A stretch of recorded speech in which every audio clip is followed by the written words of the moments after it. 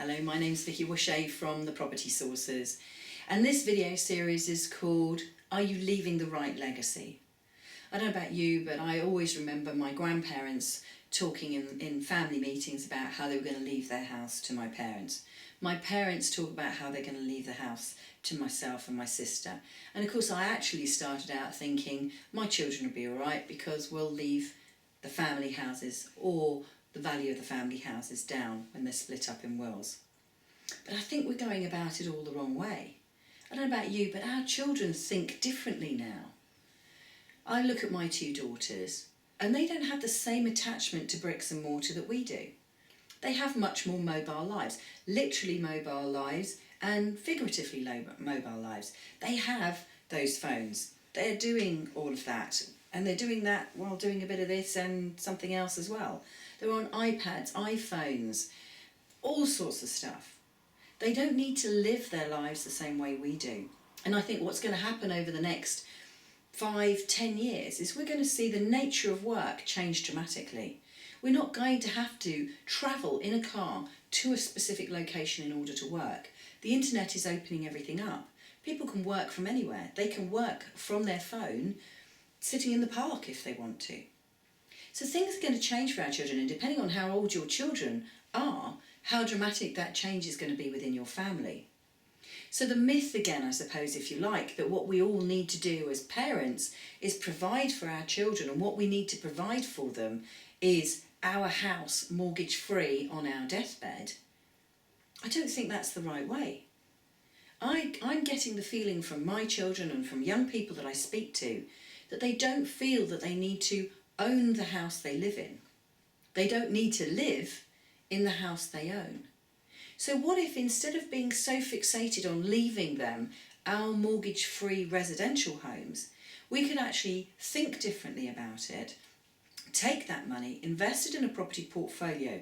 Now imagine if you created a portfolio of 8, 10, maybe even 20 properties, depending on what you as a family wanted to do.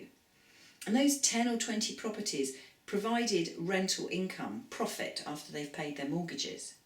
Then that money could either be shared amongst the adults now to make general living expenses more comfortable, provide for some of the luxuries that you as a family want. They could pay for younger children to go to private schools, have tutors, whatever you want. Dance classes even, all of that stuff is incredibly expensive. They could provide for teenage children and prepare them for university, if that's a route that you want to take.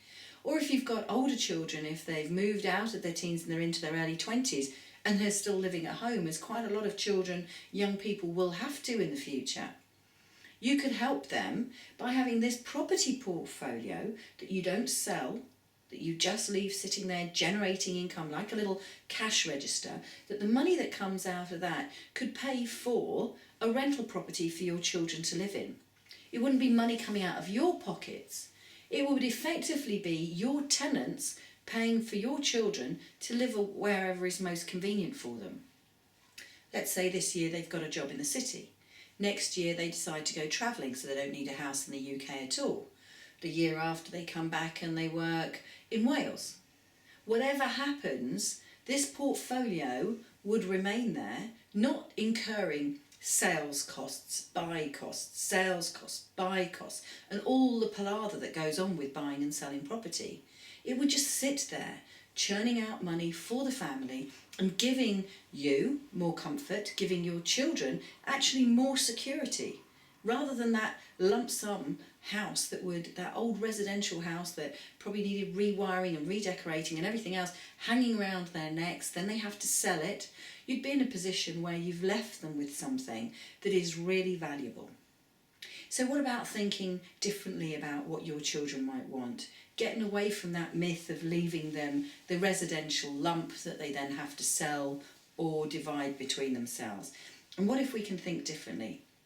That's what my new book's going to be about. That's what this video series is about. And if that's something you're interested in, take a look down the bottom of this video and follow some of the links. Thank you very much. My name's Vicki Wusche from the Property Sources.